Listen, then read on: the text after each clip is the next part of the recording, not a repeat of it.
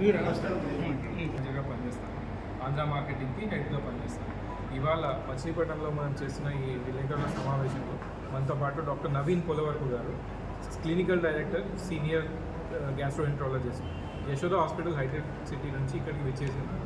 ఇప్పుడు సార్ మనకి liver diseases కొత్తగా ఇప్పుడు ఏం జరుగుతుంది మన ఆంధ్ర ఇంకా తెలంగాణ తెలుగు రాష్ట్రాల్లో, ఎలా పేషెంట్స్ సఫర్ అవుతున్నారు, వాళ్ళకి ఏమేమి జాగ్రత్తలు తీసుకోవాలి, అవన్నిటి గురించి చెప్తారు సార్. నమస్తే అండి. సో ముఖ్య ఉద్దేశం ఏంటి చెప్పడానికి కారణం ఏంటంటే కనుక తెలుగు రాష్ట్రాలు, ఇండియాలో పర్టికులర్ తెలుగు రాష్ట్రాల్లో ఈ మధ్య లివర్ డిసీజ్ బాగా ఎక్కువ చూస్తున్నాం. ఇన్ఫ్యాక్ట్ ప్రపంచం మొత్తంలో కూడా ఫాస్టెస్ట్ అతి వేగంగా పెరిగే క్యాన్సర్లలో లివర్ క్యాన్సరే మొదటి స్థానంలో ఉంది. అంటే చాలా వేగంగా లివర్ క్యాన్సర్లు పెరుగుతున్నాయి, కానీ చాలామంది తెలియట్లేదు. ఎందుకు తెలియట్లేదు? ఎందుకంటే లివర్ క్యాన్సర్ వచ్చి తెలిసేసరికి చాలా ముదిరిపోతుంది, చాలా లేట్గా తెలుసుకుంటున్నారు. ఈ రావడానికి మెయిన్ కారణం లివర్ క్యాన్సర్ కానీ లివర్ డ్యామేజ్ అవడానికి కారణాలు మెయిన్గా ముఖ్యంగా 3 ఉన్నాయి. ఓకే, ఒకటేమో ఫ్యాటీ లివర్, లివర్లో కొవ్వు చేరుకుంటాం వలన. ఈ మధ్యకాలం చాలామంది ఫ్యాట్ లివర్, కొవ్వు చేరుకుంటాం వింటున్నాం, రైట్? అసలు ఎందుకు వస్తుంది ఫ్యాటీ లివర్, దాన్ని ఎలా మనము దాన్ని అరికట్టగలుగుతాం, అది ఒక ప్రాబ్లం. అది రెండో ప్రాబ్లము వైరల్ హెపటైటిస్. అంటే మనకి తెలియకుండా మన బాడీలోకే లివర్లోకి వచ్చి వైరస్ కూర్చొని దాని లివర్ని డ్యామేజ్ చేస్తుంటుంది. మూడో కారణము ఆల్కహాల్ తాగే లివర్ పాడవుతుందని తెలుసు, రైట్? సో అలాగే ఇది ఎంతవరకు డ్యామేజ్ చేస్తుంది, ఎంతవరకు సేఫ్ లిమిట్స్ అవన్నీ తెలియకుండా తీసుకుంటాం వలన ఈ కారణాల వలన లివర్ బాగా డ్యామేజ్ అయ్యి లివర్ సిరోసిస్కి, అంటే స్కారింగ్ అయిపోయి పర్మనెంట్గా డ్యామేజ్ అయిపోయి అలాగే లివర్ క్యాన్సర్ కూడా దారితీస్తుంది. ఈ ప్రక్రియ అంతా కూడా సైలెంట్గా నడుస్తుంటుంది లివర్ డిసీజెస్. అందుకే ప్రతిసారి నేను చెప్తాను, చాలాసార్లు నేను టాక్స్ ఇచ్చిన దాంట్లో యూట్యూబ్లో కూడా చెప్పాను ఇదే మాటలు. Liver diseases silent killer. అంటే మనకి చెప్పకుండా మొత్తం మెల్లింగా డ్యామేజ్ అయిపోయి పూర్తిగా ఎండ్ స్టేజ్ వచ్చి పూర్తిగా లివర్ కుళ్ళిపోయి పాడైపోయి ఎవరికైనా కానీ పేగు హ్యాబిట్ మారింది, మోషన్ హ్యాబిట్ మారింది. సో అంతకుముందు రోజు 2 రోజులకు ఒకసారి వెళ్ళేవాళ్ళు, ఫర్ ఎగ్జాంపుల్. ఇప్పుడు రోజు ఒకసారి వెళ్తున్నారు. ఆరు అంతకుముందు లూజ్ టూల్స్ అయ్యేది, అంటే రోజు 3 సార్లు వెళ్ళేవాళ్ళు. ఇప్పటి నుంచో ఎన్నో సంవత్సరాలు చిన్నప్పటి నుంచి అదే హ్యాబిట్, రోజు 3 సార్లు వెళ్తున్నారు. కానీ ఇప్పుడు రోజుకి ఒకసారే వెళ్తున్నారు, 2 రోజులకు ఒకసారి వెళ్తున్నారు. అంటే హ్యాబిట్ మారింది. అలా మారి అట్లాగే కంటిన్యూస్గా ఉంటే కనుక నెగ్లెక్ట్ చేయకుండా చెక్ చేయించుకోవాలి.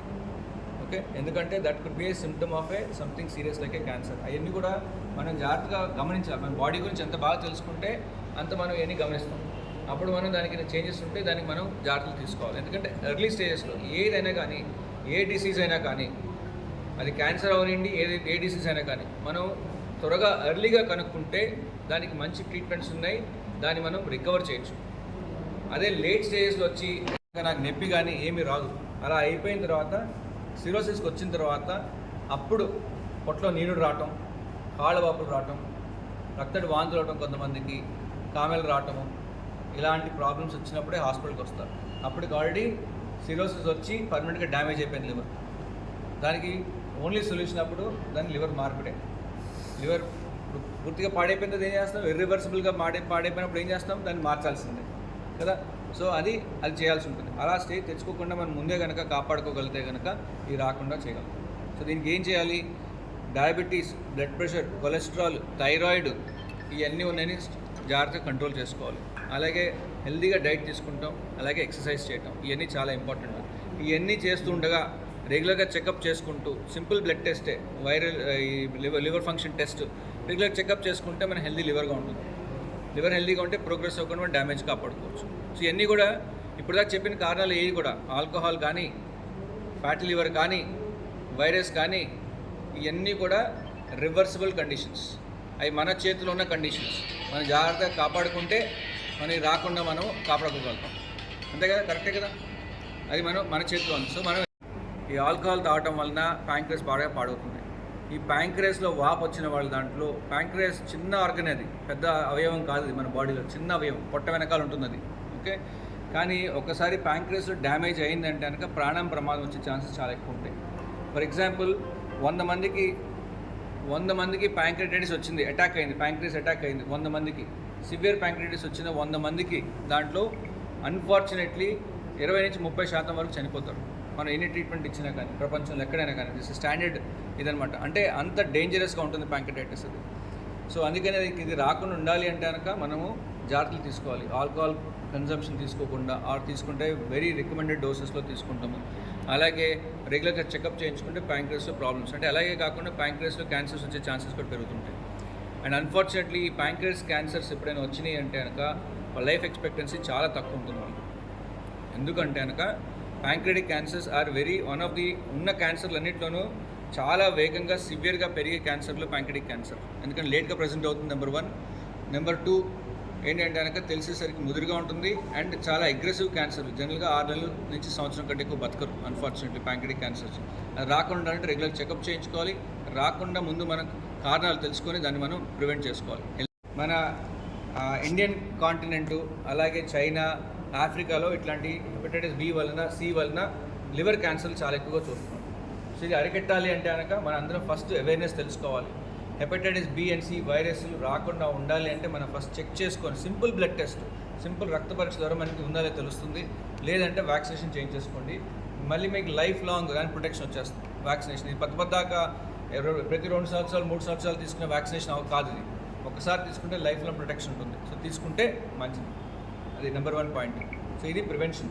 రెండోది అలాగే ఇందాక చెప్పాను ఫ్యాటీ లివర్ వల్ల కూడా లివర్ బాగా పాడవుతుందని చెప్పాను. అది ముఖ్యంగా డయాబెటీస్ ఉన్న వాళ్ళకి అంటే మధుమేహం, షుగర్ వ్యాధి ఉన్న వాళ్ళకి, అలాగే బ్లడ్ ప్రెషర్, కొలెస్ట్రాల్ ప్రాబ్లమ్స్ ఉన్న వాళ్ళకి, థైరాయిడ్ ప్రాబ్లమ్స్ ఉన్న వాళ్ళకి ఎక్కువ చూస్తున్నాం. అండ్ అదే కాకుండా ఈ మధ్యకాలం అంతా ఎక్కువ సెడెంటరీ లైఫ్ స్టైల్ అంటే కూర్చొని చేసే పని. అంతమందిలాగా పని ఎక్కువ చేసేవాళ్ళు కాకుండా ఇప్పుడు కూర్చుంటాం, దానివల్ల పొట్ట పెరగటము, పొట్ట చుట్టూ వెయిట్ పెరగటము. ఓకే, సో వీటి వల్ల లివర్లోకి ఈజీగా డ్యామేజ్ అవుతుంది. ఇన్ఫ్యాక్ట్ రీసెంట్ చేసిన ఒక ఇండియన్ స్టడీనే ప్రొఫెషనల్స్ దాంట్లో అంటే పనిచేసే వాళ్ళ దాంట్లో, కూర్చొని జాబ్ చేసే వాళ్ళ దాంట్లో 80% మందికి ఇవి ఫ్యాట్ లివర్ ఉంది. అంటే ఈ ఫ్యాట్ లివర్ ఉన్న ప్రతి ఒక్కరికి లివర్ డ్యామేజ్ అయ్యే ఛాన్సెస్ చాలా ఎక్కువ ఉంటాయి. ఫ్యాట్ లివర్ నుంచి వాపు వస్తుంది లివర్లో. ఆ వాపు బాడీ హీల్ చేయడానికి, లివర్ హీల్ చేయడానికి ట్రై చేస్తుంది. ఆ హీలింగ్ ప్రాసెస్లోనే స్కార్స్ ఫామ్ అవుతాయి. ఆ స్కార్ దెబ్బ మీద దెబ్బ లివర్ మీద పడి అది స్కార్ నుంచి పర్మనెంట్ డ్యామేజ్, సిరోసిస్ అంటే కుళ్ళిపోయిన లివర్ స్టేజ్కి వస్తుంది. ఈ ప్రాసెస్ అంతా కూడా మనకి ఏమాత్రము కూడా తెలియదు, మనకు అవుతున్నట్టు బాడీలో ఏమాత్రం తెలియదు. వచ్చిన తర్వాతనే బయటకు వస్తాయి, అప్పటివరకు మనకి ఏమీ తెలియదు. సో మనకి అందరికీ చాలామందికి లివర్ డిసీజులు నడుస్తుండగా కూడా మనకి ఏమి దాన్ని తెలియదు, ముదిరిపోయింది కానీ మన దగ్గర రావట్లేదు. ఇలా మనం చేయకుండా ఉండాలంటే మన దాని గురించి అవగాహన తెలుసుకోవడం చాలా ఇంపార్టెంట్. అవేర్నెస్ అనేది ఇంపార్టెంట్. వైరల్ హెపటైటిస్ ఇందాక చెప్పాను ఒక కారణం అని చెప్పాను. అది ప్రివెంటబుల్ డిసీజ్. అంటే మనం సింపుల్ రక్త పరీక్ష ద్వారా హెపటైటిస్ బి వైరస్లు, సి వైరస్ ఉన్నాయో తెలుసుకోవచ్చు. ఒకవేళ సి వైరస్ ఉంటే మంచి మందులు ఉన్నాయి. బి వైరస్ లేని వాళ్ళకి వ్యాక్సినేషన్ చేయించుకుంటే, టీకా ఇచ్చుకుంటే వాళ్ళకి మళ్ళీ ఆ జీవితంలో అంటే లైఫ్ లాంగ్ ఆ డిసీజ్ రాకుండా మనం కాపాడుకోగలం. ఓకే, సో అలా మనం డిసీజ్ని మనం ప్రివెంట్ చేయొచ్చు, రైట్. అలాగే అండ్ ఇంకొకటి, ఈ ఏదైతే వైరల్ హెపటైటిస్ అని చెప్తున్నానో 10 మందిలో 9 మందికి ఈ వైరస్ ఉందని కూడా తెలియదు వాళ్ళకి. అలా ఉంటుంది, అలా తిరుగుతుంటారు. మరి ఎలా పాకుతుంది?